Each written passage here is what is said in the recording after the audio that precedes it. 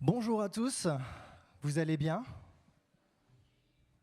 Oula, c'est quoi? C'est le temps d'hier qui vous a mis comme ça, les amis? On va le refaire, ok? On a le décompte, 3, 2, 1. Bonjour à tous, vous allez bien?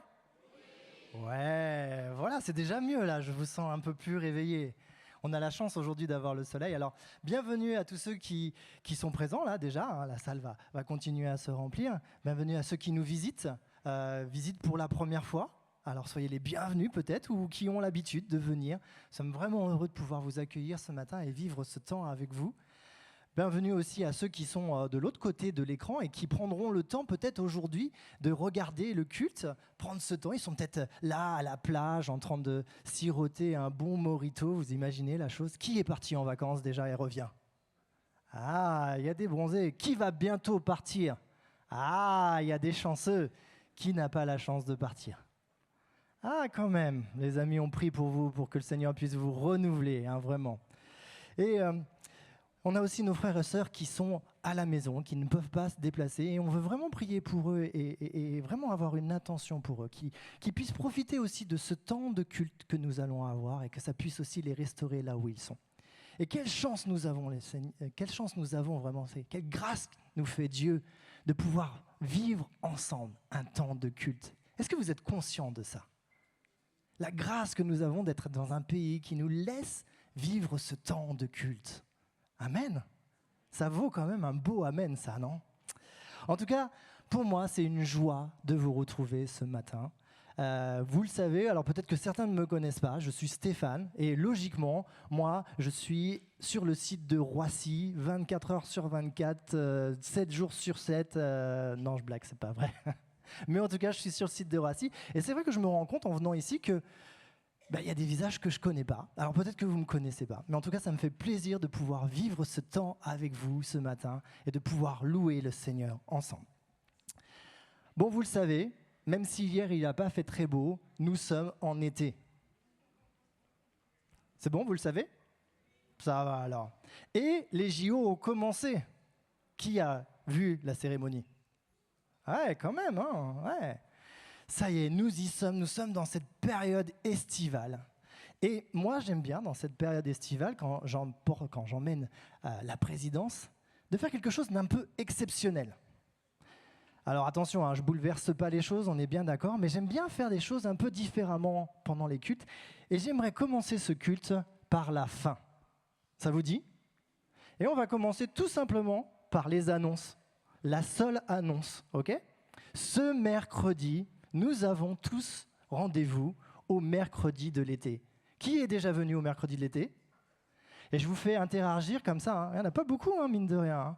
Mais je vous fais interagir comme ça parce que ça va vous réveiller. J'ai l'impression que vous êtes un peu fatigués ce matin.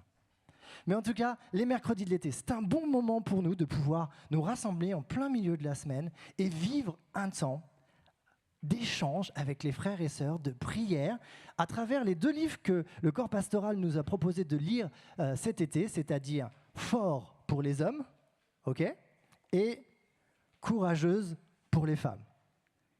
Vous avez déjà commencé à les lire, vous en êtes imprégné de ces histoires d'hommes et de femmes qui ont vécu quelque chose de fort et qui ont une belle parole à nous apporter. Et ce qui est important dans ces temps, c'est que on en apprend un peu plus sur chacune de ces personnes. Parce que je ne sais pas si c'est pour vous comme pour moi, mais quand on lit la parole de Dieu, quand on lit la Bible, finalement, on peut être facilement impressionné, voire même découragé par ces hommes et ces femmes qui ont accompli, par la grâce de Dieu, des choses extraordinaires. Est-ce que ça vous arrive? Je suis le seul. Enfin, je recommence. Est-ce que ça vous arrive? Oui, quand même un petit peu, non? Et on pourrait se dire, finalement, ça c'est l'histoire, hein, c'est le passé en fait, c'est ce qui s'est passé à travers la Bible, mais de nos jours, est-ce qu'on a encore des gens comme ça? Moi j'ai envie de vous dire, oui, il y a encore des gens. Dieu ne change pas, il reste le même, hier, aujourd'hui et demain. Dieu sauve encore des êtres humains, des hommes, des femmes. Dieu utilise encore des hommes et des femmes ordinaires pour accomplir par son nom des choses extraordinaires. Est-ce que vous le croyez? Amen. Dieu utilise encore. Les bontés du Seigneur ne sont pas évanouies avec le temps. Elles sont encore là aujourd'hui. Elles seront encore là demain. Dieu est bon. Alors, sincèrement, les amis, on pourrait se poser quand même cette question de mais qu'est-ce qui a fait dans le cœur de ces hommes et ces femmes de la Bible d'avoir ce courage, de tout abandonner, de tout laisser pour pouvoir suivre Dieu, de pouvoir même affronter les dangers, les souffrances et la mort, tout en voulant regarder à la volonté de Dieu. Moi, c'est une question que je me pose. Et en me posant cette question cette semaine, je me suis dit que finalement, il y avait quelque chose de très simple derrière tout ça, et qu'il n'y a pas besoin de réfléchir des heures et des heures, mais simplement que ces hommes et ces femmes ont rencontré Dieu.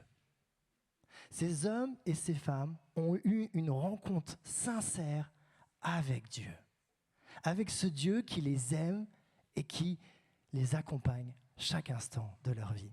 Et j'aimerais vous donner simplement 2 exemples de la parole. Commençons tout simplement par Moïse. Moïse, le prince d'Égypte, promis à toutes les fortunes de sa génération, qui va tout abandonner pour suivre Dieu. Pour un seul appel, celui de faire sortir le peuple de Dieu de l'esclavage. Vous imaginez, si demain Dieu vous appelait à ça, quelle serait votre réaction? Et ce qui est beau dans tout ça, c'est qu'il est dit dans la parole de Dieu que Dieu l'aimait et l'entendait comme un ami. Dieu lui parlait comme si c'était un ami, comme s'il était proche de lui. C'est incroyable. Au-delà de tout ça, Moïse, il va y aller et en plus, il va demander la cerise sur le gâteau. Il va demander à rencontrer Dieu. On voit ça dans le passage de Exode 33, 18, où il va dire « Fais-moi voir ta gloire ». Qui ne veut pas voir la gloire de Dieu? Un autre exemple, on va dans le Nouveau Testament. Paul, tout le monde connaît Paul, n'est-ce pas? Paul, ce fervent religieux, cet homme qui a persécuté l'Église primitive, va être appelé par Dieu, directement par Jésus, d'une façon extraordinaire sur le chemin de Damas. Alors je ne sais pas si vous arrivez à bien lire, si c'est bon. Cet appel va totalement illuminer sa vie, va diriger tous ses actes. Paul va devenir, j'ai envie de vous dire, le noyau de toute la propagation de la parole de Dieu et de l'Évangile. Et au-delà de tout ça, ce qui est magnifique dans la réaction de Paul, c'est qu'il va tout abandonner. Il va abandonner sa vie à Dieu pour lui faire confiance totalement. Il nous est dit dans Philippiens 1, 21, c'est Paul qui parle. « Pour moi, en effet, la vie c'est le Christ et la mort est un gain. » La vie c'est le Christ et la mort est un gain. Qui pourrait dire ça aujourd'hui?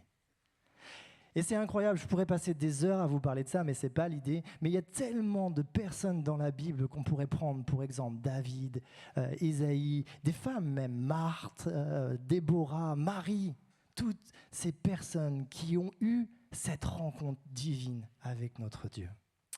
Ces héros et ces héroïnes de la foi, en fait, ont tout abandonné.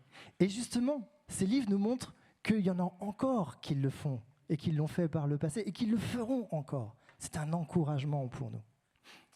Mais au-delà de venir à la rencontre de Dieu, Dieu nous appelle à le connaître sincèrement, et à l'adorer et à le louer. Et la rencontre n'est que le premier pas du cheminement avec notre Dieu. Et ce matin, on aimerait simplement vous inviter à vous lever maintenant, que nous puissions tous ensemble accueillir notre Dieu et chanter ses louanges. Nous voulons vraiment reconnaître que notre Dieu est grand ce matin. Alors les amis, approchons-nous donc du trône de grâce avec une pleine assurance. Là, Dieu nous accordera sa bonté et nous donnera sa grâce pour que nous soyons secourus au bon moment. que nous puissions chanter un cri de joie, Hosanna. Un chant s'élève, les yeux se tournent vers toi, se tournent vers toi. L'espoir renaît, l'espoir renaît, les cœurs soupirent après toi. Oui, après toi. Oui, après toi, te voyons. Nous retrouvons la force de vie. Quand nous sommes en ta présence, nos craintes fuient. En te voyant, nous retrouvons la force de vie.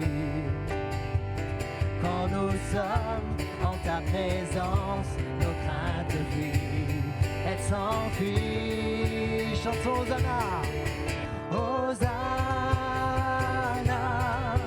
Hosanna, tu es le roi, le sauveur, à toi la gloire et l'honneur. Hosanna, Hosanna,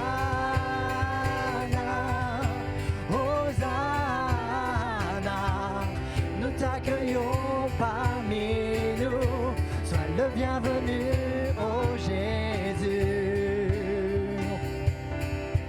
Entends le son des cœurs qui reviennent à toi, reviennent à toi, oui à toi.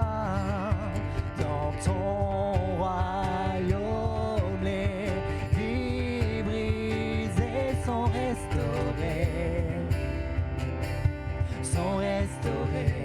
en te voyant, nous retrouvons la force de vie. Quand nous sommes en ta présence, nos craintes fuient. En te voyant, nous retrouvons la force de vie. Yeah. Quand nous sommes en ta présence, nos craintes fuient, elles s'enfuient. Chantons Hosanna, Hosanna.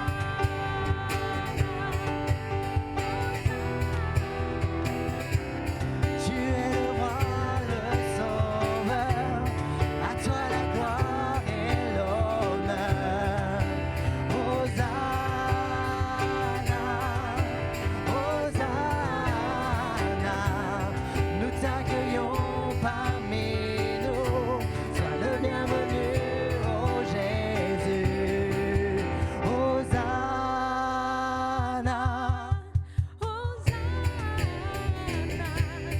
tu es le roi, le sauveur, à toi la gloire et l'honneur. Hosanna, Hosanna, nous t'accueillons parmi nous, sois le bienvenu, ô Jésus. Nous t'accueillons parmi nous, sois le bienvenu, ô Jésus.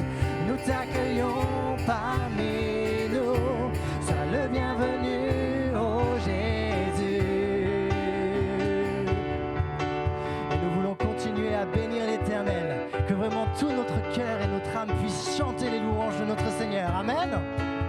Je louerai sur les monts et du haut des vallées. Quand je suis confiant ou quand sombre ma foi, je louerai dans le crainte, dans l'insécurité. Ma louange est un fleuve qui emporte l'ennemi. Car tant que je vivrai, tout en moi chantera béni l'Éternel. Oh mon âme, chantons-le, béni l'Éternel. Oh mon âme, ensemble, je louerai dans n'importe ce que dicte mon âme. Je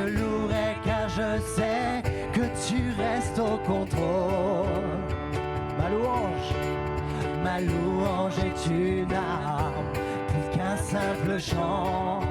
Ma louange est un cri qui a détruit Jéricho.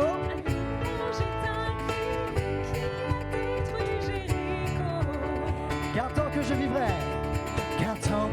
vivrai, tout en moi chantera béni l'Éternel, oh mon âme. Béni l'Éternel, oh mon âme. J'élève ma voix, mon Dieu est vivant, rien n'arrêtera ma louange.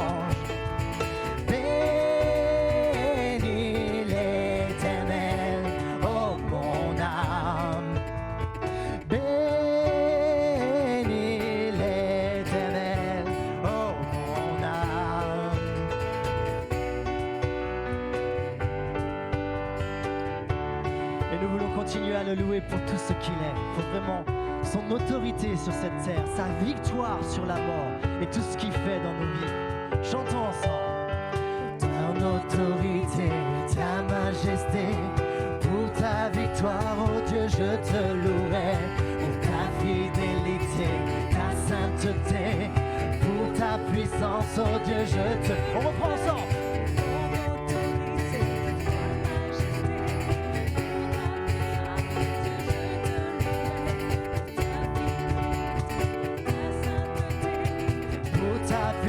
Oh Dieu, je te louerai.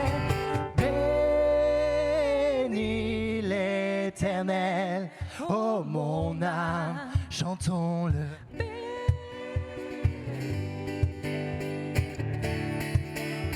Avec la joie, chantons. Bénis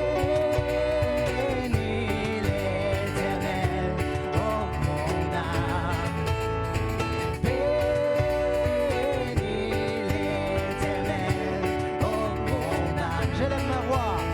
J'élève ma voix, mon Dieu est vivant, rien n'arrêtera ma louange. J'élève ma voix, mon Dieu est vivant, rien n'arrêtera ma louange. Encore une fois, j'élève ma voix, mon Dieu est vivant, rien n'arrêtera ma louange. Bénis l'Éternel, oh mon âme. Bénis l'Éternel, oh mon âme. Amen. Est-ce qu'on peut acclamer le Seigneur ensemble, s'il vous plaît, ce matin? Merci pour ce Seigneur merveilleux que nous avons.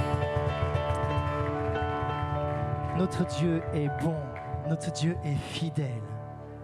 Il est le même hier, aujourd'hui et demain. Il accomplit encore des miracles. Sa puissance n'est pas finie. Il sauve encore aujourd'hui. Il change des vies. Et comme nous voulons louer ce Dieu, le Dieu de Jacob, le Dieu de Moïse, le Dieu de David, le Dieu de tous ces autres hommes qui ont placé leur foi en lui et qui se sont abandonnés à lui. Que nous puissions invoquer son saint nom ce matin. Chantons ensemble. J'invoquerai le Dieu de Jacob, celui dont l'amour dure à tout m'amène. Je sais que sa promesse est éternelle. J'invoquerai le Dieu de Moïse, celui qui a déchiré la mer. Oh oui, à mon tour, j'ai besoin de cette œuvre en moi. J'ai besoin de cette œuvre en moi. Peut-être que ce matin, tu as besoin du Seigneur, alors chante avec nous. Oh Dieu, j'ai besoin de toi. Oh Dieu, j'ai besoin de toi. Viens Dieu, viens, agis maintenant. Agis maintenant. Toi le rocher éternel, ta fidélité me soutient. Sur toi je me tiens, Seigneur. Sur toi je me tiens.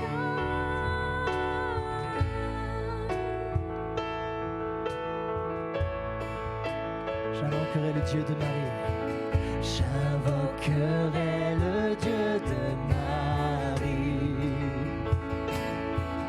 dont la faveur repose sur les uns. Je sais qu'en lui rien n'est impossible. Je sais qu'en lui rien n'est impossible. J'invoquerai le Dieu de David, qui fit du berger un grand guerrier. Goliath n'est plus présent, mais j'ai mes propres géants. Oh Dieu, j'ai besoin de toi. Mon Dieu, viens agir maintenant. Agis maintenant. Toi le rocher éternel, ta fidélité me soutient. Sur toi je me tiens. On reprend ensemble. Oh Dieu, j'ai besoin de toi. Mon Dieu, viens agir maintenant. Agis maintenant. Toi le rocher éternel, ta fidélité me soutient. Sur toi je me tiens. Sur toi je me tiens, Seigneur. Et peut-être que ce matin, tu as besoin vraiment de sentir le soutien de la main de ton Dieu. Il te connaît. Il t'aime comme un ami. Il t'aime même comme un père. C'est au-delà de tout ça. Alors si ce matin tu viens avec un fardeau, dépose-le au pied de la croix. Et rentre dans la présence de ton Dieu. Rencontre ton Dieu ce matin. Et si tu es dans la joie, alors dis-lui merci. Merci pour qui il est. Prends ses bénédictions. Reçois ses bénédictions. Ton Dieu est fidèle. Il reste le même. Dis-lui ce matin merci. Oui, il ne t'abandonne jamais. Crois que le Seigneur peut faire l'impossible dans ta vie. Il est capable. La suite du chant nous dit que Dieu entend les prières de ses enfants, qu'il a toujours pourvu et qu'il pourvoira toujours, qu'il agit puissamment dans nos vies et qu'il guérit encore aujourd'hui. C'est notre Sauveur par le passé, pour le présent et pour le futur. Que nous puissions chanter encore ce son ensemble. Tu entends tes enfants. Tu entends tes enfants, hier et maintenant. Tu restes le même, tu restes le même. Tu réponds comme hier aux prières d'aujourd'hui. Tu restes le même, tu restes le même. Tu as toujours pourvu, tu pourvoiras encore. Tu restes le même, tu restes le même. Tu agis puissamment depuis la nuit des temps. Tu restes le même, tu restes le même. Tu guérissais hier, tu guéris aujourd'hui. Tu restes le même, tu restes le même. Sauveur par le passé, sauveur pour mon présent.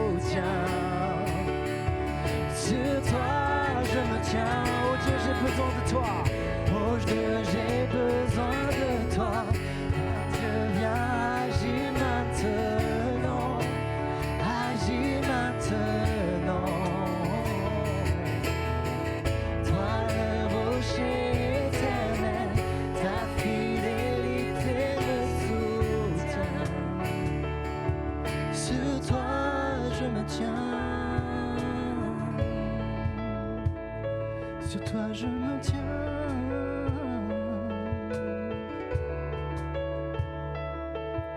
Peu importe les circonstances de ta vie, peu importe où tu en es, et si ce matin tu n'as pas encore accepté le Seigneur dans ta vie, il est temps de le faire. Dieu t'appelle à le rencontrer. Alors peut-être pas d'une façon aussi extraordinaire que Moïse, que Paul ou qui que ce soit d'autre, Seigneur. Mais Dieu t'appelle ce matin. Ouvre-lui ton cœur. Ouvre-lui ta vie. Qu'il puisse toucher ton cœur ce matin. Garde confiance en Dieu si tu es dans le doute. Et rappelle-toi cette parole. Car rien n'est impossible à celui qui croit. Rien n'est impossible à celui qui croit. Fonde ta vie sur Dieu.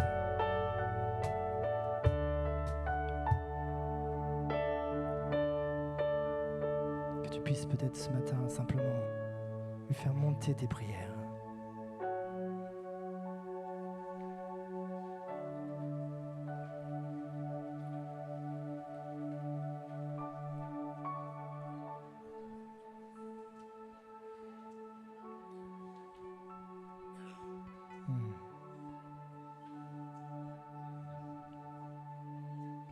Ah oui, merci Seigneur. Tu restes le même Seigneur.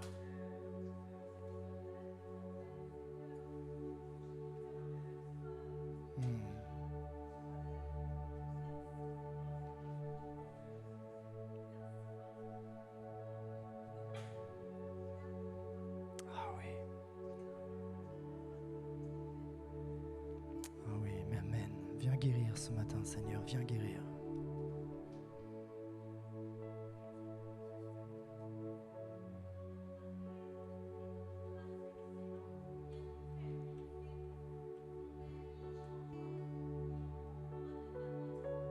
Ah ouais. Amen.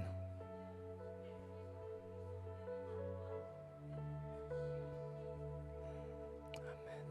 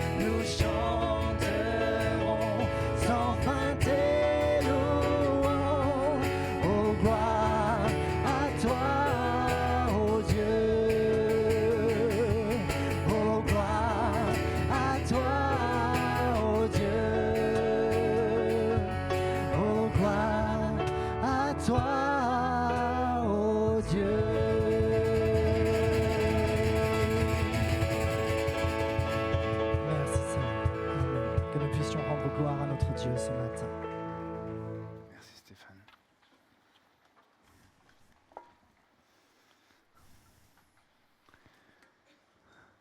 Bonjour à tous. C'est tellement bon de louer ensemble le Seigneur, de s'approcher de lui. On le fait certainement chacun chez soi, mais c'est tellement bon de le faire, je trouve, en cœur tous ensemble. Et j'aimerais tous ensemble qu'on puisse simplement maintenant s'incliner devant notre Seigneur dans la prière pour nous mettre vraiment à son écoute, à l'écoute de sa parole. Prions. Éternel notre Dieu, nous sommes reconnaissants envers toi parce que pour la plupart d'entre nous, tu t'es révélé à nous, tu nous as permis de te connaître, c'est toi qui nous as donné cette intelligence de te connaître. Et c'est vrai, nous prions comme l'a prié notre sœur, que d'autres encore dans cette salle ou en dehors de cette salle puissent encore te connaître aussi, te rencontrer et pouvoir être face à face avec toi comme un ami, comme un Père, notre Père céleste. Et nous voulons encore ensemble nous approcher de toi, Seigneur, reconnaissant que tu es le Dieu créateur, le Dieu tout-puissant. Oui, le Dieu qui a fendu la mer, Seigneur, lorsque le peuple est sorti d'Égypte. Le Dieu qui est capable encore d'agir dans nos vies, de sauver, de guérir, de nous soutenir dans toutes nos difficultés. Et Seigneur, nous voulons reconnaître encore, comme nous l'avons chanté, que nous avons besoin de toi. Et Seigneur, par ta parole, tu veux nous libérer. Tu veux encore travailler dans nos cœurs ce matin. Tu veux nous parler, Seigneur, personnellement, intimement. Et Seigneur, j'aimerais te demander, te supplier que tu puisses le faire et que tu puisses disposer nos cœurs pour vraiment être à ton écoute, Seigneur. Alors, Seigneur, par ton Saint-Esprit, agis à travers moi, Seigneur. Je suis bien faible, mais je me remets entre tes mains, Seigneur. Et je remets chacun de nous ici entre tes mains. Que tu puisses par ton esprit, par la puissance de ton esprit, vraiment agir dans nos cœurs. Amen. Alors je ne sais pas pour vous, mais pour moi, la période estivale, l'été, même si on ne le voit pas beaucoup, c'est quand même globalement une période, même si on est au travail, où on peut être un peu plus au calme, un peu plus en repos. En tout cas, c'est ce que je vous souhaite, d'avoir aussi des temps de repos, des temps de ressourcement, que ce soit physiquement, psychologiquement, mais aussi spirituellement. Pour moi, l'été, c'est souvent un temps où j'aime bien prendre du temps à part, encore plus peut-être que le reste de l'année, pour me mettre à l'écoute du Seigneur, pour faire le point avec lui, pour pouvoir trouver en lui vraiment mon repos. Et c'est ce que je nous invite aussi à faire ce matin, à travers un court passage bien connu, que nous allons lire juste après, et nous allons nous poser cette question ce matin: où cherchons-nous la sécurité? Et j'aimerais nous inviter à lire ce petit verset bien connu probablement de beaucoup, Ésaïe 30, au verset 15. Ésaïe 30, 15. Car ainsi parle le Seigneur l'Éternel, le Saint d'Israël. C'est si vous revenez à moi, si vous restez tranquille, que vous serez sauvés. C'est dans le calme et la confiance que sera votre force. Mais vous ne l'avez pas voulu. C'est un message ce matin qui n'est pas très compliqué à comprendre intellectuellement, mais qui peut-être est un peu plus difficile à vivre parfois. Et ce message, à travers ce message, le Seigneur nous dit ceci: face aux circonstances qui nous mettent à mal, voici ce que l'Éternel nous dit. Au lieu de courir après des solutions humaines, illusoires, revenez à moi. Gardez votre calme en vous confiant en moi. Et effectivement, on va voir ce matin qu'on peut être tous, et on est tous, je pense, par moments, tentés de mettre notre confiance dans des fausses sécurités. Et ce sera mon premier point. Rejetons les fausses sécurités. Alors avant de pouvoir les rejeter, il faut déjà pouvoir identifier quelles sont ces fausses sécurités auxquelles nous avons tendance à nous attacher et comprendre l'attrait, à cause du péché en nous, l'attrait que nous avons pour toutes ces fausses sécurités. Alors ce texte qu'on a lu dans Ésaïe 30, 15, il s'adresse en fait à Juda, Juda, c'était le royaume du sud d'Israël. C'est un tout petit pays. Alors, je ne sais pas si on voit bien les choses. Est-ce que vous voyez quelque chose? Ok, donc est-ce que vous voyez Jérusalem? Voilà, c'est la capitale de Juda. C'est un tout petit pays qui est entouré de peuples ennemis. Et notamment, on voit la ville Assour. Et donc, c'est la capitale de l'empire assyrien, de l'Assyrie, qui est la puissance qui est en train de monter à l'époque et qui est en train de conquérir tous les pays autour. C'est aussi la puissance, là on est en 721, juste avant, en 722, l'Assyrie a déjà conquis le nord du pays d'Israël, les 10 tribus du nord. Et elles ont été déportées en Assyrie à cause de leurs péchés. Donc Juda fait face à un danger énorme parce que l'Assyrie, là, comme vous le voyez, elle a déjà conquis Samarie et elle est aux portes de Juda et aux portes de Jérusalem. Elle est prête à entrer et à conquérir. Alors que faire face à une telle menace? Je ne sais pas ce que vous répondriez, mais si j'étais chef d'État, je me dirais, face à une telle menace, la seule solution, c'est de trouver un appui militaire dans d'autres puissances qui pourront peut-être rivaliser la Syrie. Et donc, naturellement, Juda va avoir les regards qui se portent vers le sud. Qu'est-ce qu'on a au sud comme grande puissance, à votre avis? L'Égypte. Voilà, l'Égypte, c'était la puissance qui pouvait peut-être encore résister à la Syrie. Et donc, quand on est face à des menaces comme ça, on est tenté de jouer le jeu des alliances humaines pour sauver sa peau. Et je pense qu'on peut considérer que c'est un peu légitime, non, de chercher une solution de ce type. Alors, quel est le problème? Quel est le problème? En fait, il y a deux problèmes. Le problème numéro 1, c'est que faire alliance avec l'Égypte, on va le voir, c'est contraire à la volonté de Dieu. Et le deuxième problème, c'est que faire alliance avec l'Égypte, c'est complètement illusoire. L'Égypte n'apportera pas du tout le secours que Juda attend. Alors on va se pencher davantage sur le problème numéro 1. Et voilà ce qui nous est dit donc, dans le début du chapitre, Ésaïe 30, les versets 1 à 2. « Malheur aux fils rebelles, déclare l'Éternel, qui forment des projets où je n'ai pas de part, qui concluent des traités contre ma volonté pour ajouter ainsi un péché à un autre.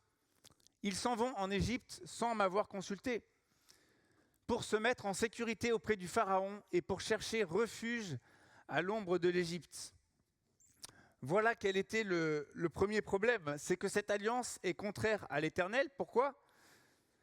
Parce que le peuple a conclu une alliance déjà avec l'Éternel. Et en concluant une alliance avec l'Éternel, c'était se mettre sous la protection de l'Éternel et mettre toute sa confiance en lui et non pas dans d'autres puissances. Donc voilà quel est le premier problème. Et puis vous avez noté dans ce verset, je le réaffiche en ayant souligné les mots « sécurité », se mettre en sécurité auprès du Pharaon pour chercher refuge à l'ombre de l'Égypte. Voilà des mots qui font un petit peu référence normalement à ce qu'on vit dans notre relation avec Dieu. Dans la Bible, la sécurité, on la cherche en Dieu. On se réfugie à l'ombre du Tout-Puissant. Et donc là, ils font exactement ça, mais envers l'Égypte. Et donc, j'aimerais qu'on se pose la question pour nous maintenant. Nous ne sommes pas dans la même situation, certes, nous ne sommes pas un peuple en guerre contre une grande puissance actuellement, Dieu merci. Mais si nous avons placé notre confiance en Jésus pour nous sauver, pour être réconciliés avec Dieu, nous avons nous aussi conclu une alliance, ou plutôt Dieu a conclu une alliance avec nous, ce qu'on la Bible appelle la nouvelle alliance en Jésus. Et dans cette nouvelle alliance, nous sommes nous aussi sous la protection du Tout-Puissant et notre vie ne nous appartient plus à nous-mêmes. Désormais, grâce à l'intermédiaire de Jésus, nous mettons notre confiance en Dieu et nous lui appartenons à lui. Et c'est lui seul que nous devons adorer, c'est vers lui seul que nous devons nous tourner, c'est en lui seul que nous devons mettre notre confiance. Alors mes amis, j'ai une question fondamentale pour nous ce matin. Où est-ce que je cherche ma sécurité? Ou pour le dire autrement, quand le stress monte, comme c'était le cas pour Judas, quand la tension monte, quand je suis débordé par les circonstances, quand je suis angoissé, vers qui ou dans quoi est-ce que je cherche refuge ? Et la vérité, c'est que notre tendance humaine est de chercher souvent des réponses ou un soulagement à cette tension qui monte vers des choses que Dieu n'approuve pas, au mauvais endroit. Au lieu de le chercher en Dieu, nous courons à droite et à gauche. Alors, c'est peut-être pas ce que vous faites, mais en tout cas, je crois vraiment que c'est, de manière générale, notre tendance humaine. Nous ne sommes pas meilleurs que Judas dans ce que nous avons lu tout à l'heure. Et j'aimerais prendre quelques exemples de refuges et de fausses sécurités dans lesquelles nous pouvons facilement courir. On peut penser par exemple aux loisirs. Alors attention, tout ce que je vais citer, ce n'est pas pour dire que ce sont des mauvaises choses en elles-mêmes, mais ce sont des choses vers lesquelles nous pouvons courir et tenter de mettre notre confiance davantage qu'en Dieu. Les loisirs, par exemple le sport, les jeux vidéo, la musique. Peut-être on est jeune et on aime faire la fête, ou peut-être même les plus vieux aiment faire la fête, et il n'y a pas de mal à faire la fête. Mais parfois, quand on est jeune, on court faire la fête pour oublier tout le reste, et on ne met pas vraiment notre confiance en Dieu. Peut-être que c'est le fait de regarder des séries, parce que ça nous permet d'oublier, ça nous permet de nous évader, de nous échapper. Et encore une fois, il n'y a pas de mal à ça en soi. Ce n'est pas ça le problème. Mais notre société occidentale, elle abonde en propositions de loisirs pour nous distraire, pour nous évader. Et peut-être que finalement, on recherche davantage ces choses que Dieu. Et que quand ça ne va pas, on cherche davantage notre sécurité dans ces choses. Mais peut-être qu'on peut aussi chercher et trouver refuge, tout simplement, même pour certains, dans le travail. Travailler encore plus, travailler toujours plus. C'est une bonne chose de travailler. Mais peut-être certains d'entre nous cherchons vraiment notre refuge dans le travail. Ou bien, peut-être qu'on cherche notre refuge dans certaines relations. Et les relations sont créées par Dieu, elles sont bonnes. Mais elles deviennent moins bonnes à partir du moment où on cherche vraiment notre refuge davantage dans une ou des relations qu'en Dieu lui-même. Je pensais aussi à toutes ces offres dans ce monde, des offres pour nous reconnecter à nous-mêmes, pour trouver le repos, pour trouver la paix intérieure. Alors encore une fois, je ne suis pas là pour juger chacune de ces offres, j'en cite quelques-unes.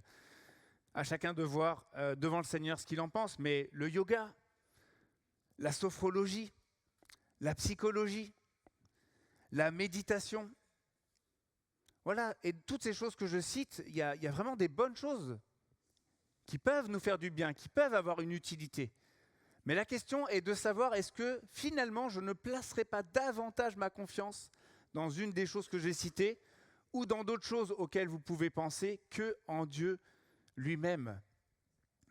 On peut courir après ces choses, espérant peut-être trouver le calme et la confiance à laquelle nous aspirons. Et cette aspiration-là, elle est légitime. Nous aspirons tous, tout être humain aspire au bien-être, au repos, au calme, à la confiance. La question, c'est où allons-nous trouver cette sécurité-là ? Et malheureusement, une chose que je n'ai pas citée, mais dans laquelle nous pouvons malheureusement trouver refuge, ce sont aussi toutes sortes d'addictions. Et Dieu sait qu'avec notre tendance humaine et nos faiblesses humaines, nous pouvons être vraiment tous enclins, malheureusement, à tomber dans une des choses citées, à trouver notre confiance là-dedans, et petit à petit, malheureusement, à développer une addiction même par rapport à cette chose. Le problème, c'est que ces choses, même les choses bonnes, il y a des choses qui sont complètement proscrites par Dieu, je pense qu'on les connaît, mais même dans tout ce que j'ai cité, il y a des bonnes choses. La question c'est, est-ce qu'elles sont placées à leur juste place et est-ce que Dieu, lui, est à sa juste place ? C'est-à-dire à la première place, la personne en qui nous devons nous confier pour toute notre vie. Et j'aimerais dire une chose, je pense que ce n'est pas si facile de discerner quelles sont nos fausses sécurités. Ce n'est pas toujours si facile. Peut-être avec ce que je viens de dire, certains se disent « Ah oui, ça, peut-être pour moi c'est ça ou ça », mais ce n'est pas toujours si facile. Et pour nous aider, J'aimerais juste qu'un instant, vous réfléchissiez aux situations que vous vivez actuellement ou aux situations en général qui ont tendance à vous faire peur, à vous plonger dans le stress, dans le mal-être. Voilà, quelles sont ces situations? Est-ce que vous pouvez prendre chacun un instant pour réfléchir aux situations présentes ou que vous avez déjà vécues? Chacun d'entre nous, on se connaît, on sait quelles sont les situations en général qui nous menacent, là où on se sent menacé, débordé, angoissé, stressé. Est-ce que chacun a trouvé un peu la situation ou les situations dans lesquelles on se sent stressé? Et j'aimerais que nous réfléchissions maintenant, quand on est face à ce type de situation, comment est-ce qu'on a tendance à réagir? Quel est notre réflexe? Quelles sont nos réactions par rapport à ces situations? Vers quoi est-ce que nous avons tendance à courir quand on est en situation de stress comme ça? Pendant que je préparais ce message, je crois que c'était lundi, enfin j'avais déjà commencé avant, mais lundi j'étais devant le Seigneur et franchement, j'étais pas tout à fait tranquille par rapport à ce texte, à ce message. Je sentais que le Seigneur était en train de me travailler. Impossible de savoir exactement pourquoi, de quoi il s'agissait. Mais j'ai décidé de prendre un temps avec le Seigneur et pour ça, moi j'aime bien marcher. Comme ça, c'est mon truc à moi. J'ai le temps, je suis tranquille, je suis au calme et je ne suis pas stressé par quelque chose justement ou pressé par le temps. Donc j'ai pris une bonne heure de marche. Et donc il faut savoir que moi je suis quelqu'un, on parle de calme et de confiance, je suis quelqu'un d'anxieux de nature. C'est comme ça, c'est ma nature depuis toujours. Alors bien sûr, mon anxiété, elle me pousse aussi à prier et à me confier dans le Seigneur. Et j'ai souvent pu expérimenter le bienfait de se confier dans le Seigneur. Mais là, je sentais qu'il y avait quelque chose qui me travaillait, que je n'étais pas tout à fait en paix. Et la question qui est venue à mon esprit, c'est est-ce que vraiment, face aux situations qui étaient un défi pour moi actuellement, est-ce que vraiment je me confie dans le Seigneur? Et je dois reconnaître qu'au fond de moi, la réponse, elle n'était pas si évidente. Et j'ai vraiment prié le Seigneur pour qu'il me montre qu'est-ce qui se passe. Et est-ce que peut-être, même si j'affiche ma volonté de le suivre et de me confier en lui, peut-être qu'il y a des choses qui ne sont pas tout à fait au clair. Et donc le Seigneur, au cours de ma marche, m'a permis de réaliser quelque chose. Quelque chose que j'aimerais partager avec vous parce que ça pourrait aider certains d'entre nous. Parfois, j'ai cette anxiété qui perdure. Et le Seigneur, ce qu'il m'a fait réaliser, c'est que derrière cette anxiété qui perdure, parfois, en fin de compte, il y a la volonté de m'appuyer davantage sur mes propres forces et mes propres capacités.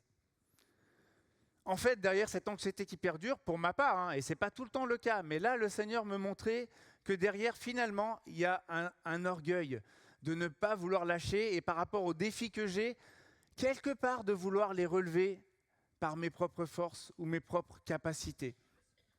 C'est quelque chose qui était un peu subtil. Et je pense que si le Seigneur ne m'avait pas conduit à prendre du temps avec lui, je n'aurais pas pu le repérer. Mais Dieu merci, quand on prépare un message, on en est le premier bénéficiaire. Et donc j'aimerais dire, j'ai pu du coup évidemment reconnaître ça devant le Seigneur et réitérer mon désir de me confier totalement en lui. Et reconnaître qu'il y avait cette part d'orgueil et de volonté propre qui persistait là et dont le symptôme était un peu une anxiété, voilà, qui perdure. Et j'aimerais nous inviter, si nous n'arrivons peut-être pas à discerner quelles sont nos tendances et nos fausses sécurités dans lesquelles on peut s'appuyer, à peut-être prendre un temps, à la suite de ce message, au cours de l'été, pour vraiment nous arrêter devant le Seigneur et pour réellement l'interroger. Seigneur, montre-moi quelles sont mes fausses sécurités, que je puisse les identifier clairement. Et parfois, il nous faut du temps pour cela. La question qu'on pourra poser devant le Seigneur, c'est est-ce que réellement, Seigneur, je me confie totalement en toi? Ou est-ce qu'il y a des zones d'ombre, des choses que je préfère garder et essayer de vivre par mes propres forces? Peut-être que vous êtes actuellement éprouvé même ou secoué par certaines situations que vous vivez. Mais sachez et sachons que lorsque le Seigneur nous éprouve, c'est vraiment une occasion pour lui de mettre en lumière certaines choses qui sont au fond de nous et que nous puissions davantage nous confier en lui. Et si peut-être en réfléchissant à cela, en méditant devant le Seigneur, nous nous rendons compte qu'il y a des points sur lesquels nous n'avons pas lâché, qu'il y a des choses dans lesquelles nous nous confions davantage que dans le Seigneur, alors mes frères et sœurs, la seule solution, c'est ce que le Seigneur nous dit dans ce verset d'Ésaïe 30:15. Revenez, revenez à moi. Il n'y a qu'à ce prix-là que nous pourrons être sauvés, c'est-à-dire retrouver la vraie paix et cette joie de pouvoir vraiment être totalement confiants en lui et de ne pas nous confier dans d'autres choses. Alors maintenant que nous avons pris le temps de, peut-être d'examiner un peu cet attrait que nous avons envers des fausses sécurités et la nécessité de revenir vers Dieu, nous allons maintenant nous pencher davantage sur ce que signifie ce verset. La tranquillité, le calme et la confiance. Comment vivre cela dans la pratique ? Recherchons, c'est mon deuxième point, la sécurité en Dieu seul. Et j'aimerais qu'on puisse relire le verset 15 pour en être vraiment imprégné. Car ainsi parle le Seigneur, l'Éternel, le Saint d'Israël. C'est si vous revenez à moi, si vous restez tranquille que vous serez sauvés. C'est dans le calme et la confiance que sera votre force, mais vous ne l'avez pas voulu. Alors comment comprendre ces choses ? C'est quoi vivre dans la tranquillité, dans le calme, dans la confiance ? Est-ce que ça veut dire ne pas ressentir de stress ? Ou essayer de s'efforcer de masquer le stress ou l'angoisse qu'on ressent ? Est-ce que ça veut dire ça, ce verset ? Je ne crois pas. On a vu tout au cours des psaumes qu'on a étudiés dans les groupes de maison à quel point c'était bon de pouvoir venir à Dieu tel qu'on est et de lui remettre nos émotions. Donc le but, ce n'est pas d'essayer de faire semblant qu'on est calme, c'est de vraiment venir tel qu'on est, avec peut-être ce stress, cette angoisse que nous avons devant le Seigneur et de gérer la situation avec lui. Vivre dans le calme et la confiance, c'est aussi accepter de ne pas maîtriser tout. On maîtrise certaines choses, mais on maîtrise peu de choses finalement. Et mettre sa confiance dans le Seigneur, ça signifie qu'on ne sait pas, quand on est face à une situation, mettre sa confiance dans le Seigneur, ça signifie qu'on ne sait pas quand et on ne sait pas de quelle manière le Seigneur va intervenir. Ça, on ne le maîtrise pas. Et ça, c'est pas facile pour nous qui aimons tellement maîtriser les choses. Pour Judas, pour le petit peuple de Juda, être dans le calme et la confiance, dans la tranquillité, ça voulait dire quoi ? Ça ne voulait pas dire qu'ils ne ressentaient rien face à la Syrie qui était en train d'arriver. Non, ils devaient certainement, justement, être dans une grande angoisse face à cette grande puissance qui allait les envahir. Mais rester calme et rester tranquille, pour eux, ça signifiait ne pas courir en Égypte, ne pas s'agiter à cause de cette angoisse pour courir ailleurs. C'est ça que ça signifiait pour nous. Et pour nous, ça signifie de ne pas courir vers nos fausses sécurités dès que le stress nous envahit. Et c'est un défi pour nous, les amis. Alors concrètement, prenons quelques situations. Quand on est devant un examen à venir, pour ceux qui sont encore à l'école, dont moi d'ailleurs, quand on est face à une réunion importante à préparer et que ça nous stresse, ou bien un enseignement à donner à l'église, quand on est face à une charge importante de travail qui nous écrase et on ne sait pas comment on va s'en sortir, la tendance pourrait être à ce moment-là de courir vers une fausse sécurité. Et peut-être une des fausses sécurités ou mauvaises réactions serait de se mettre au travail avec stress, avec frénésie, et d'en faire toujours plus des heures incalculables, et de finalement mettre davantage notre confiance dans notre travail, dans notre préparation qu'en Dieu lui-même. Alors bien sûr, si on a quelque chose, un examen à préparer ou une réunion à préparer, bien sûr qu'il faut travailler avec sérieux, c'est important, mais l'Éternel nous invite à le faire dans le calme et la confiance. Et si ce n'est pas le cas, parce que le stress est toujours là, alors prenons le temps, au fur et à mesure de notre préparation, de nous arrêter devant le Seigneur à nouveau et de lui dire, là Seigneur, ça ne va pas, je suis en stress, je ne sais pas comment faire. Au lieu de poursuivre à tout prix notre travail, c'est tellement bon de s'arrêter devant le Seigneur et de dépendre de lui continuellement. J'aimerais prendre un deuxième exemple de situations difficiles qu'on peut traverser, qui nous mettent à mal. Ça peut être des difficultés relationnelles, et je pense que ça, dans nos vies, on en connaît tous à un moment ou à un autre. Peut-être avec des collègues, peut-être au sein de la famille. Et les difficultés relationnelles, en général, c'est quelque chose qui nous prend aux tripes, qui nous remue, qui nous secoue dans nos émotions, parce qu'on est des êtres relationnels, et c'est difficile pour nous de vivre des tensions dans les relations. Et dans ces moments-là, la mauvaise tendance, c'est évidemment de tenter de régler cela par nous-mêmes, en suivant simplement nos impulsions, nos émotions du moment. Régler les choses à notre manière.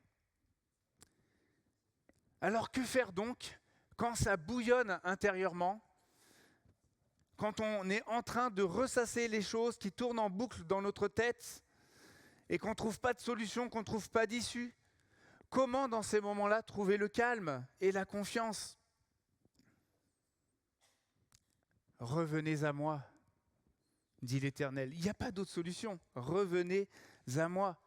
J'ai parlé de la prière et j'aimerais mettre vraiment l'accent, notamment sur la prière. Ce n'est pas le seul moyen, mais par la prière, c'est quand même la relation directe qu'on a avec notre Seigneur. Et quand on est dans une telle agitation, je crois que, mes amis, on a vraiment besoin de revenir à Dieu dans la prière, de nous arrêter et de prendre le temps nécessaire. Et pourquoi on a besoin de temps? Parce qu'on est des êtres humains. Et pour que la pression redescende, on a besoin de passer du temps dans la présence de Dieu. Dans ces moments-là, j'ai réalisé pour moi-même, alors il est bon de faire des petites prières vite fait quand on est au travail, on n'a pas le temps peut-être de passer 1 heure avec le Seigneur, et peu importe le temps d'ailleurs. Mais en tout cas, l'idée, c'est que dès qu'on peut, c'est de vraiment prendre un temps pour réellement s'arrêter devant le Seigneur. Pour pouvoir faire quoi? Pour pouvoir justement répandre et déverser nos cœurs devant lui, pour pouvoir lui dire ce qui ne va pas, lui remettre nos émotions, lui dire que là, Seigneur, j'y arrive pas, je ne sais pas comment faire, comment m'en sortir. Et passer du temps aussi pour pouvoir être à nouveau à son écoute. Parce que quand on est trop agité, on n'est pas en mesure d'écouter le Seigneur. Et donc passer du temps dans la prière et lui déverser nos cœurs, ce n'est pas à sens unique. On aimerait ressortir de ce temps transformé, renouvelé, et que le Seigneur vraiment nous parle aussi pour qu'on puisse repartir sur de nouvelles bases. Parfois, c'est un véritable combat de faire cela. C'est pour ça que ça nécessite du temps. Mais Dieu, quand on prend le temps dans la prière, il peut nous inspirer un chant. Il peut nous suggérer peut-être d'appeler un ami, un frère ou une sœur de l'Église. Il peut renouveler nos pensées, peut-être par un passage de la parole qui va nous rappeler, qui est approprié à notre situation. Et donc, on repart vraiment transformé. Et c'est ce que j'aimerais vraiment nous inviter à faire si nous sommes face à ce type de situation. Et je vous disais comment le Seigneur m'avait travaillé lundi, mais ce n'était pas terminé en fait. En fait, on a eu avec Myrlande, on a un souci avec notre voiture, un souci bassement matériel, vous me direz. Mais vous savez à quel point c'est un souci quand la voiture ne marche pas et que ce qui est affiché, c'est un voyant rouge, défaut moteur, et que le départ en vacances est dans 10 jours, et que les garages sont tous pris à fond pendant l'été, et que les prix montent. Bref, une situation un peu compliquée. Je me suis retrouvé finalement dans un garage qui n'est pas le nôtre habituellement. Je vous passe les détails. Le mardi, je dépose la voiture là pour faire un diagnostic. Le prix n'est pas trop cher au niveau du diagnostic. La communication avec ce garage va être extrêmement compliquée dans les 2 jours qui suivent. Ils me disent toujours qu'ils vont me rappeler, ils ne me rappellent jamais. C'est tout le temps moi qui dois les rappeler. Quand je rappelle, le gars est super pressé et c'est toujours très vague. Je finis par obtenir un diagnostic, mais encore une fois assez vague, pas de précision. Enfin, il faut changer la bobine et bougie, ok. Et puis surtout, j'ai un prix qui m'est donné, qui est assez faramineux. Bon, on a toujours des surprises avec les garages, hein. Désolé, j'espère que je froisse personne qui est garagiste. J'espère qu'en tant que chrétien, ce sont des prix justes. Voilà. Et si un garagiste chrétien, je veux bien le savoir aussi. Voilà, j'ai fait ma petite page personnelle. Donc, voilà, je me retrouve face à cette situation. Et honnêtement, j'ai mon voisin, j'en parle, il me dit non, c'est pas possible, un tel prix, moi je connais quelqu'un, si tu veux, nanana, bon. Le soir, je suis dans mon lit, je suis un peu stressé par ça et je ne sais pas quoi faire. Myrlande, elle me dit oui, tant pis, il faut qu'on le fasse parce qu'on part en vacances bientôt. Mais je ne suis pas tranquille avec le prix. Et puis aussi, il y a un petit truc qui trotte dans ma tête, c'est que j'ai dit, mais on a déjà changé les bougies il n'y a pas longtemps, il me semble.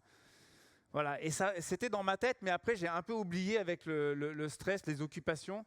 Et donc, dans la nuit de jeudi à vendredi, en fait, ce que le Seigneur m'inspire, c'est mais remets-toi vraiment à prier. C'est pas que j'avais pas prié, mais là j'avais à cœur de vraiment prier parce que déjà j'étais encore un peu dans le stress, dans l'angoisse. Et puis le Seigneur aussi, je pense vraiment son esprit me suggère aussi, mais regarde là, tu as une belle occasion de mettre en pratique le message que tu vas parler aux autres dimanche.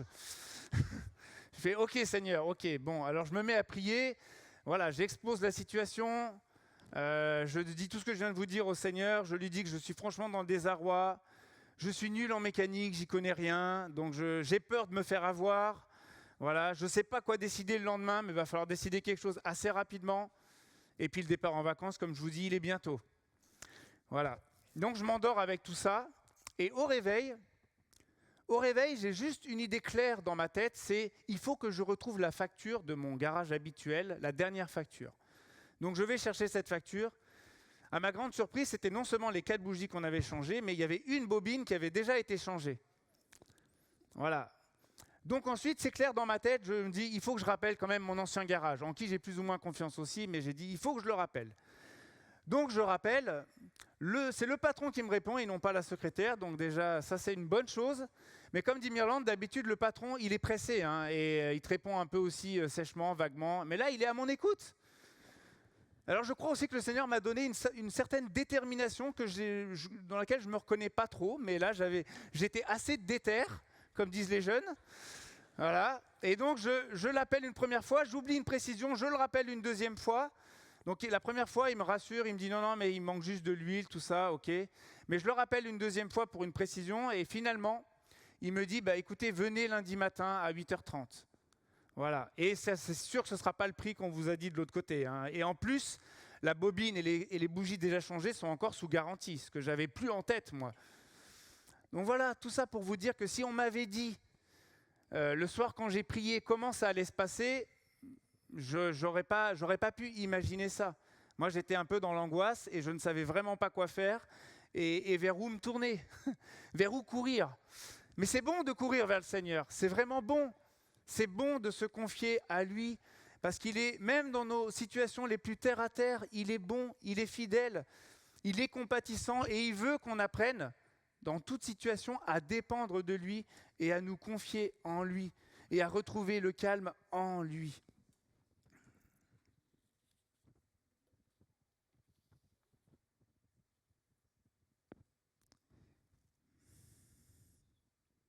Le Seigneur est vraiment capable de nous conduire et capable de nous rassurer. Trouver le calme, c'est aussi décider par la foi de rester dans le calme et de venir devant lui au lieu de courir ailleurs.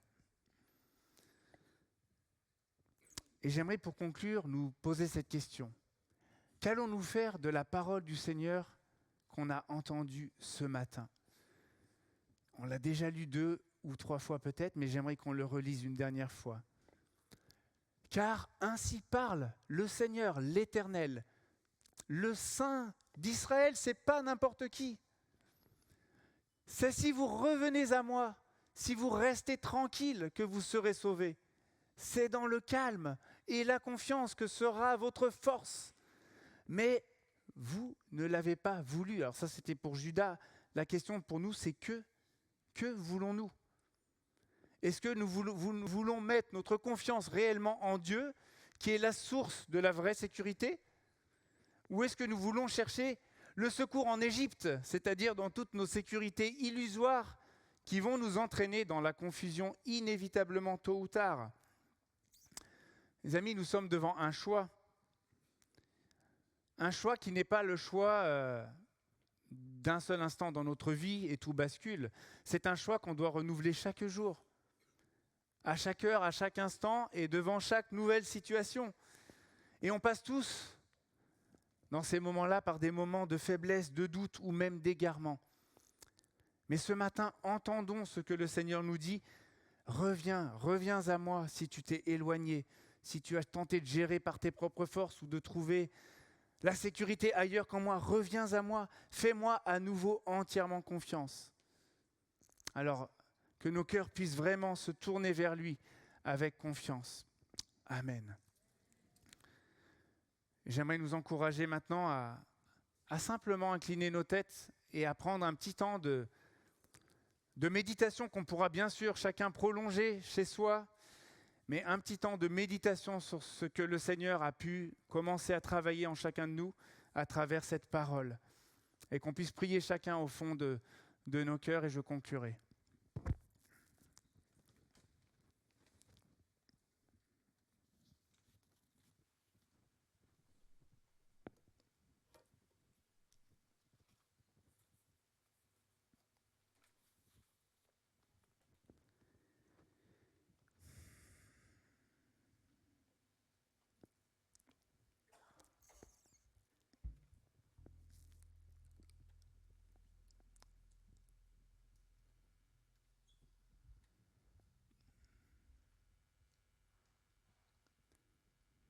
Seigneur, je veux te remercier pour ta parole, qui est la vérité, qui dit vrai.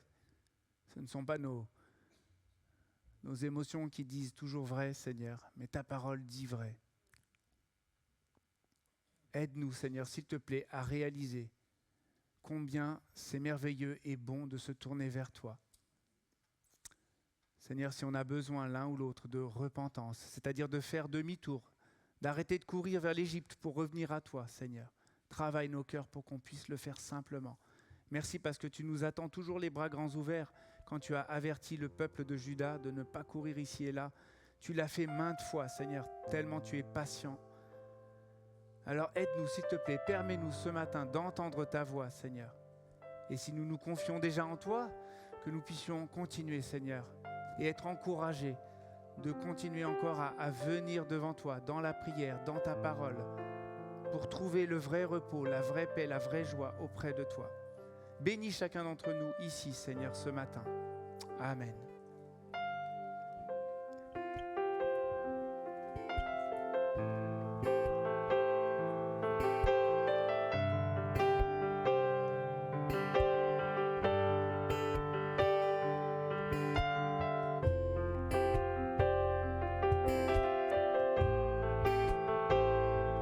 Simplement vous inviter à venir à l'abri de ses ailes dans ce temps de louange.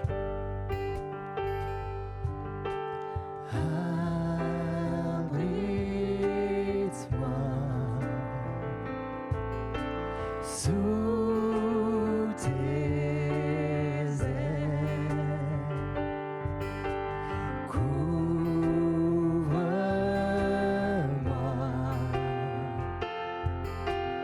par ta main puissante. J'ai dit abrite-moi. Abrite-moi sous tes ailes, couvre-moi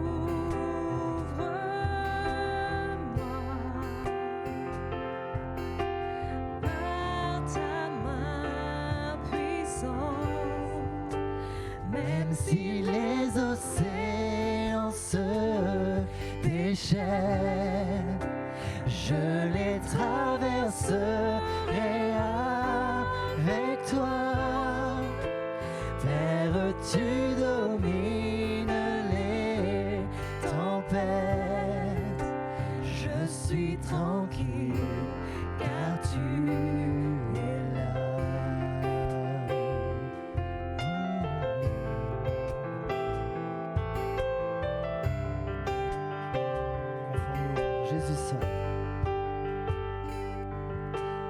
Jésus seul, je me confie. Il me donne force, calme et puissance, même si les océans se déchaînent, je les traverserai avec toi. Père, tu domines les tempêtes, je suis tranquille car tu es là. Même si les océans se déchaînent, je les traverserai avec toi. Père, tu domines les tempêtes, je suis tranquille car tu es là. Je suis tranquille car tu es là. Je suis tranquille car tu es là.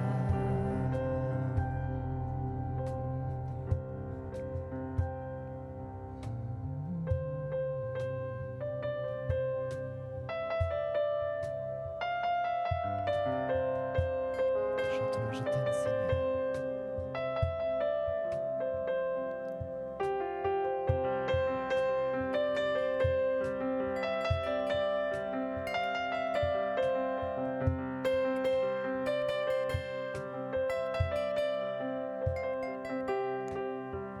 Je t'aime Seigneur, ta bonté ne faillit jamais. Tous les jours, tu me tiens sur tes mains. Dès que je me réveille, jusqu'à mon coucher, je chanterai la bonté de Dieu. Prononçant. Je t'aime Seigneur, Ta bonté ne faillit jamais. Tous les jours, tu me tiens dans tes mains. Dès que je me réveille, jusqu'à mon coucher, je chanterai la bonté de Dieu. Toute ma vie, Seigneur, toute ma vie, tu as été bon. Toute ma vie, tu as été fidèle. Avec le souffle qui est en moi, je chanterai la bonté de Dieu. J'aime ta voix. Tu me conduis à travers le feu, dans les nuits noires, tu restes près de moi. Je te connais comme un père et comme un ami. Et j'ai vécu la bonté de Dieu toute ma vie. Toute ma vie, tu as été bon. Toute ma vie, tu as été fidèle. Avec le souffle qui est en moi, je chanterai la bonté de Dieu. Toute ma vie, toute ma vie, tu as été bon. Toute ma vie, tu as été fidèle. Avec le souffle qui est en moi, je chanterai la bonté de Dieu. Lamentation 3. des versets 22 à 26 nous dit: les bontés de l'Éternel ne sont pas à leur terme, et ses tendresses ne sont pas épuisées. Chaque matin, elles se renouvellent. Chaque matin, elles se renouvellent. Oui, ta fidélité est grande, Seigneur. Et j'ai dit, l'Éternel est mon bien. C'est pourquoi je compte sur lui. L'Éternel est plein de bonté pour ceux qui ont confiance en lui, pour ceux qui se tournent vers lui. Il est bon d'attendre en silence que l'Éternel te délivre, nous délivre. Ta bonté court après moi. Ta bonté court après moi. Je répands ma vie, je te la confie, où je te donne tout. Ta bonté court après moi. Reprenons ça ensemble. Ta bonté court après moi. Ta bonté court après moi. Je répands ma vie, je te la confie, où je te donne tout. Ta bonté court après moi. Ta bonté court. Ta bonté court après moi.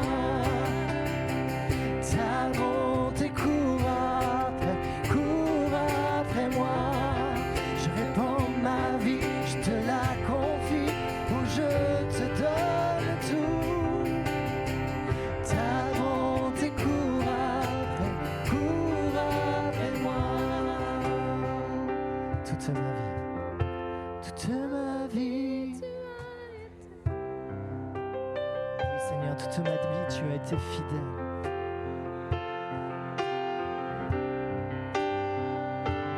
Et avec le souffle de vie que tu mets en moi, je veux chanter ta gloire, Seigneur. La bonté de Dieu. Toute ma vie. Toute ma vie, tu as été bon. Toute ma vie, tu as été fidèle. Avec le souffle qui est en moi, Je chanterai la bonté de Dieu. Je chanterai la bonté de Dieu. Je chanterai la bonté de Dieu. Chantons gloire au Seigneur. Oh, gloire au nom. de notre Seigneur, À tout jamais.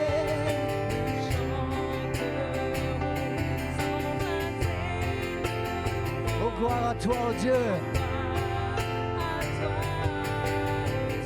Chantons encore, oh gloire. Oh gloire au nom de notre Seigneur. Gloire à son nom. À tout jamais, nous chanterons sans fin tes louanges. Oh gloire à toi, oh Dieu. Oh gloire à toi, oh Dieu. Oh gloire à toi, oh Dieu.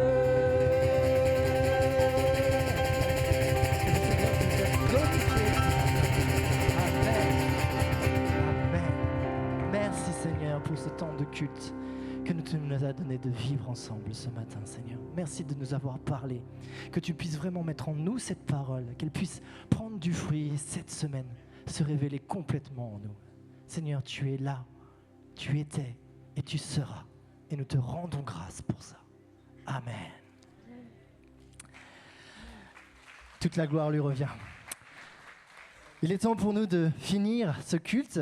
Et bien sûr, j'ai commencé avec les annonces, mais je ne pouvais pas finir sans les annonces. Désolé. Donc pour ceux qui sont arrivés un tout petit peu en retard, vous aurez quand même les annonces. Et il n'y en a qu'une seule ce matin. Ok ? C'est toujours la même. Rendez-vous mercredi. Sincèrement, je vous invite à prendre ce temps. Tu peux annoncer, mais voilà. Franchement, essayez de prendre ce temps. C'est les vacances. Alors je sais, certains d'entre nous travaillent, mais pour certains, on va peut-être être en télétravail vu que c'est les JO, donc il y a des problèmes de transport en commun. Prenez ce temps d'être mercredi ensemble pour pouvoir découvrir quelqu'un qui a marché avec Dieu, qui a confié sa vie à Dieu et qui a vu toutes les bénédictions et qui en porte encore les fruits aujourd'hui. Je vous invite vraiment, si vous pouvez dans votre agenda, de vous joindre à nous mercredi. Ok ? Mercredi 20h30, ici, dans la salle à côté. D'accord ? Et ce sera la seule annonce. Bon dimanche à tous. Profitez bien de ce soleil radieux et que Dieu vous bénisse. Amen.